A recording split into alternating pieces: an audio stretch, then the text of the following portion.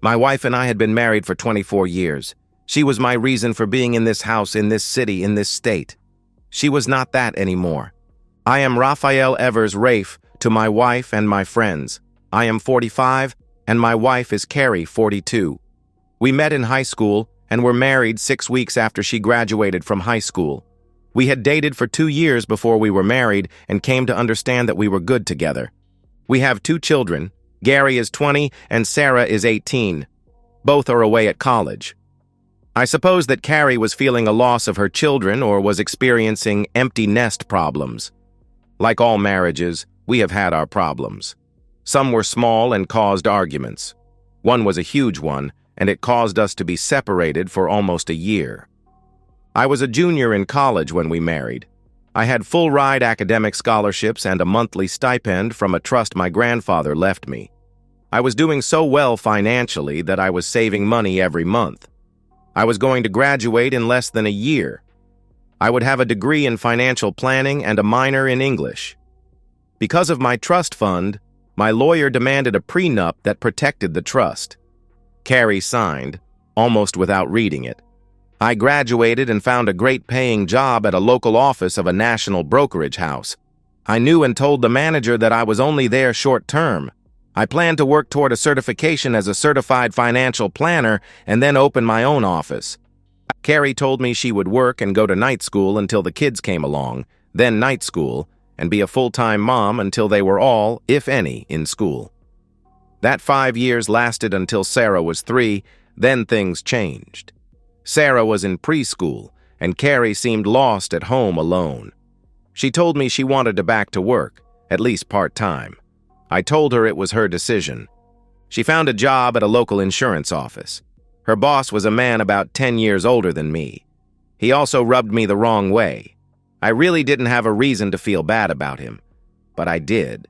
I told Carrie what my feelings were, and she just blew me off. "You have nothing to worry about. I'm married to you, and nothing will come between us." We had been married for 7 years when things at home got testy. Sarah had started kindergarten.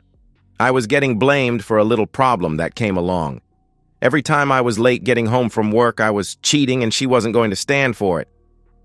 I finally decided to move to the guest room. The complaints didn't stop.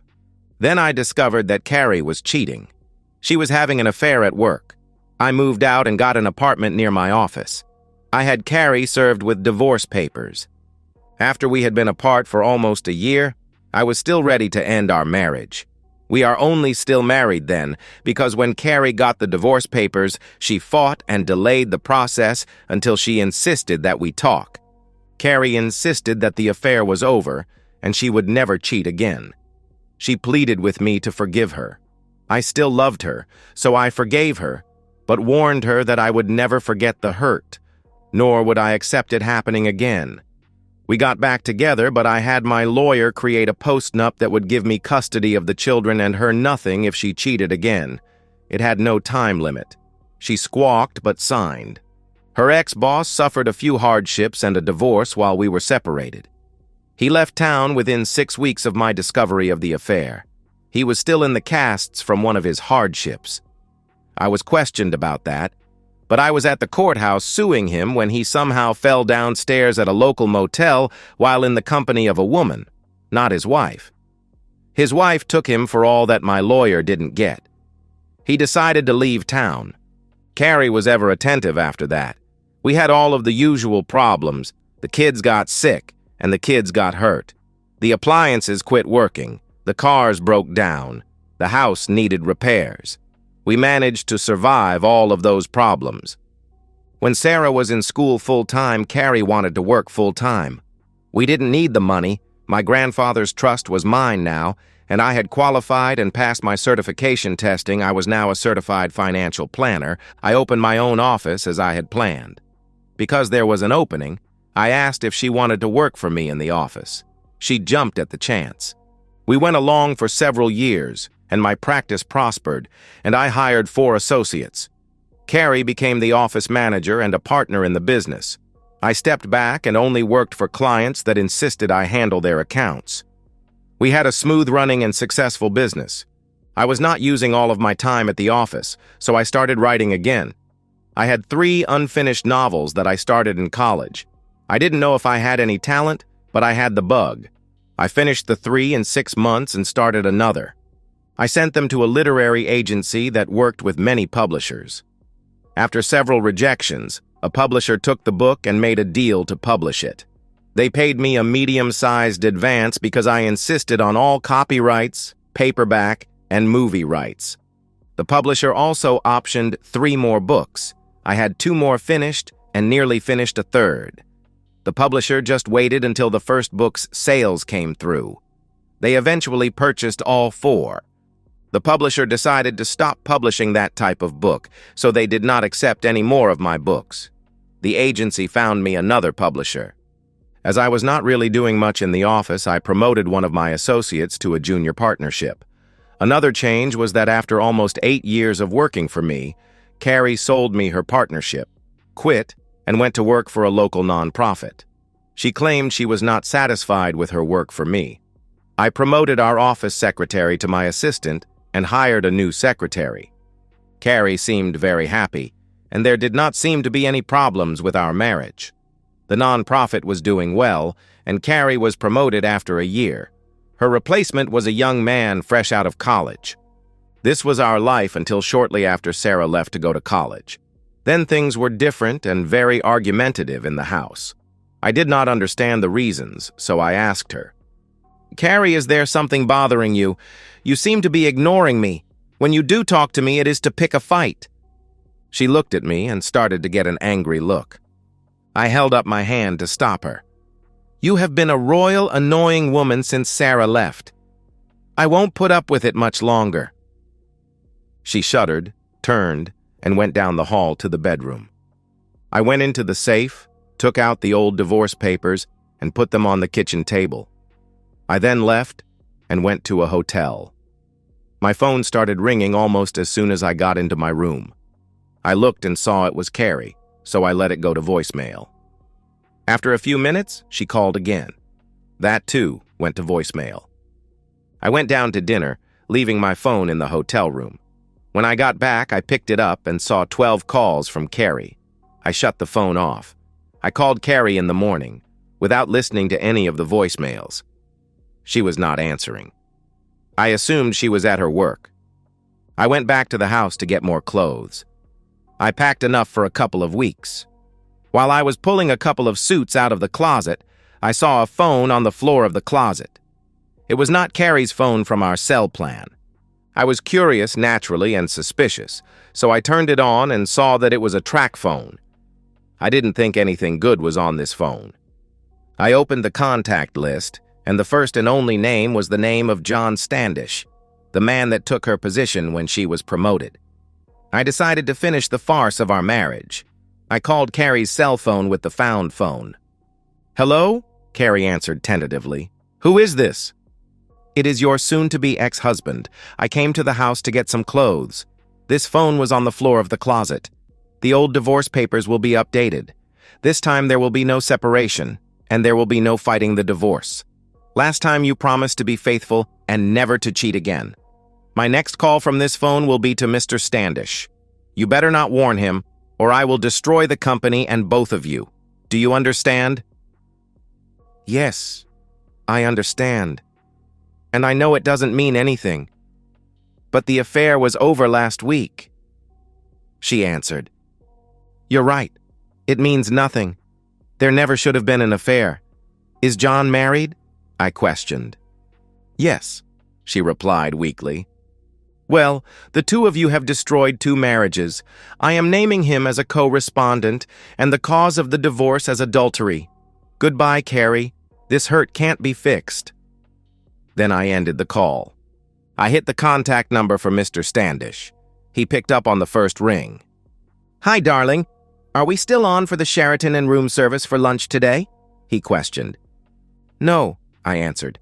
"This is your darling's husband, and if I find you, you had better leave in a hurry.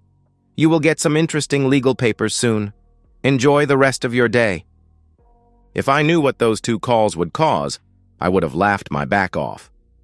Carrie and John had a knockdown, drag-out screaming, blood match right in the office not 5 minutes after I called. John was arrested and charged with assault, and both were fired. Carrie did not contest the divorce, but she demanded a 75-25 split of assets in her favor. I countered with 100 my favor and said to her lawyer that I was leaving town, and Carrie would be responsible for the mortgage and my business, and explaining to my publisher why they should send my royalty checks to her address. She signed. We split 80-20 in favor of me. John did not get away with his pocketbook intact. His wife took all of their money and left town while he was in jail, serving 90 days for the punch he gave Carrie. He had to file for divorce based on abandonment. He moved to a different city and was never heard from again. We had to sell the business, the house, and cash in all of our CDs to make the split. I took my share of the money and left town. I moved to Space City, Florida. I would rather put up with hurricanes and afternoon rains than have Carrie around as a constant reminder of the lost marriage. I continued writing. My stories took on a darker tone for a couple of years, but went back to what the publisher wanted after that. I had a small laugh as the dark novels won awards and sold better, but the publisher wanted softer, smoother, and tamer, so that is what they got. Carrie decided to go back to the office I started. This time, she was only a secretary, but she quit after a little more than 6 months because she was being propositioned by almost every male in the office. Her life was not going well, it seemed. The kids took my side and broke off contact with their mother. She couldn't find another job and burned through the divorce settlement in less than a year. She had to file for personal bankruptcy. When that was all finished, she called me. "Rafe, I know I don't deserve it, and that I destroyed a lot of people's happiness, but can you loan me enough money to start over? I'm at wit's end, and am going to be kicked out of my apartment at the end of the month. Please help me." I thought about it and said, "Give me a couple of days to really think about it. Right now, my answer would be no. I am going to talk to the kids, and I will get back to you." I decided to see how serious she was about a loan. I called her after a couple of days. I also wanted to rub her nose in the dirt a little, not a lot. "Carrie, if you are serious about my loaning you some money, I will call my lawyer and have him draw up a contract. Will this be a personal, unsecured loan, or do you have some collateral to back the loan up? Also, how much were you asking for?" She screamed, "Collateral? Jerk, we were married for over 20 years. Don't you think you could just loan me the money because of that?" "Yes, we were married, and you didn't keep your vows or your legs together for more than 15 of them now, did you? Do you want the loan or not? I will not just give you the money." My cell phone screen said, "Call ended." That was the last I heard from her for more than 6 months. She called and told me her father had died. She felt I should know as I liked him, and he seemed to like me. I got the viewing times and the time of the funeral. I booked a flight. The funeral was a very sad affair. Carrie was devastated, and as her mother had died a few years earlier, she had to handle it all herself. When the estate was settled, Carrie got a little money in the family house. According to Sarah, her mother blew through the money and had to sell the house to pay some of her bills. About a year after the funeral, Carrie called and said that she accepted my terms for a loan. She told me she wanted to borrow $50,000. I countered with the statement that I would loan her a maximum of $5,000. She screeched, she screamed, she yelled, but she signed. In the papers, it was stipulated that Sarah would be overseeing the disbursing of the monies on an as-needed basis. Carrie tried everything she could to get all of the money at one time, but Sarah was firm. When the money was gone, I started to legally go after Carrie for the loan monies and the required interest. She found a local sucker to pay me, and I assume she offered him favors for the money. After the divorce, she had gone through men as fast as she went through her money. Her lifestyle caught up with her. She was found to have an STI, cirrhosis of the liver, and kidney disease. The last I heard from Sarah, she was refusing treatment, saying, "It is what I deserve for my life choices." I haven't been updated in a couple of months, but I have found Nelda. She is a rescue standard poodle who thinks I am the greatest thing since canned dog food. Life goes on. And that's the end of today's story. If you enjoyed it, please give this video a thumbs up and drop a comment below. Your support helps the algorithm push my content further. If you're new to the channel, don't forget to hit that subscribe button. It really helps me keep creating more stories for you. Thanks for watching, and I'll see you in the next one.